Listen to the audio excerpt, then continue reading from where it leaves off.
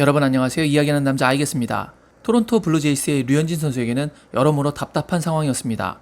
류현진 선수는 볼티모어 오리올스와의 홈경기에 선발 등판해 6이닝 7피안타 1볼넷, 7개의 탈삼진 2실점으로 다시 한번 퀄리티 스타트를 선보이며 호투했습니다.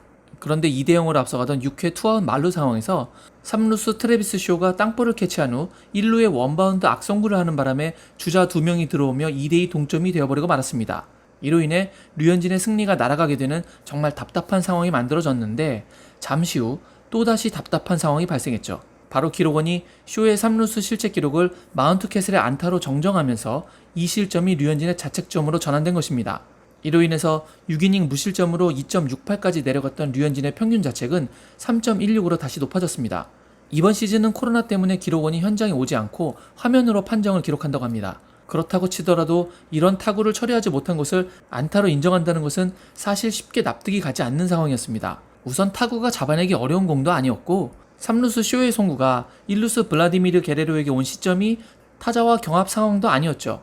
충분히 아웃이 되는 상황이었습니다. 게다가 양보할 상황은 절대 아니지만 만약 그래도 양보한다고 쳐서 그게 안타라고 하더라도 3루 주자는 들어올 수 있을지언정 2루 주자가 그 타구로 홈에는 절대 들어올 수 없는 상황임에도 불구하고 이 실점을 모두 자책점으로 처리한다는 것 또한 앞뒤가 맞질 않습니다.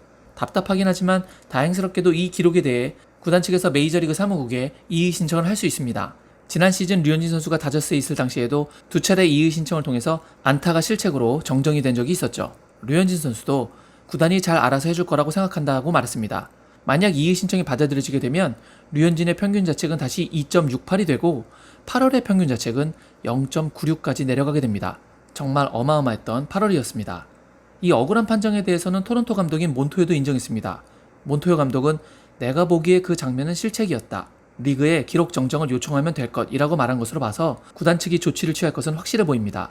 팔은 안으로 굽는다고 했으니 이 억울한 판정이 류현진 선수를 응원하는 국내 팬들과 팀 내 감독만의 생각이 아니겠냐고 말하시는 분들도 계실지도 모르죠. 하지만 이날의 경기를 분석해 올리는 MLB.com에서도 이날 경기 결과 리포트에서 이번 기록 정정에 대한 문제에 대해서 언급을 했습니다. 기사에서는 류현진이 토론토 블루제이스를 승리할 수 있는 상황에 가져다 놓았기 때문에 지금의 결과보다 더 나은 결과를 받을 자격이 있다고 표현했습니다. 특히 6회 상황에 대해서는 이렇게 표현했습니다. 길게 끌려가던 6회에 땅볼 타구로 위기를 탈출하는 상황에서 3루 수비수인 트래비스 쇼가 게레로에게 잡아낼 수 없는 형편없는 송구를 보냈다고 말이죠. 기자가 봐도 이 송구는 정말 안 좋았던 것이었죠.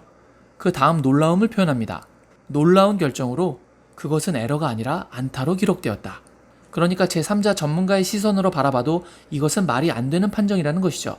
이 상황이 만약 보는 시각에 따라 긴가민가한 상황이라면 MLB.com 기자가 사적인 블로그가 아닌 공적인 기사를 올리는 공식 사이트에 이런 글을 올리기는 어렵겠죠? 그러면서 이런 말을 추가적으로 언급했습니다.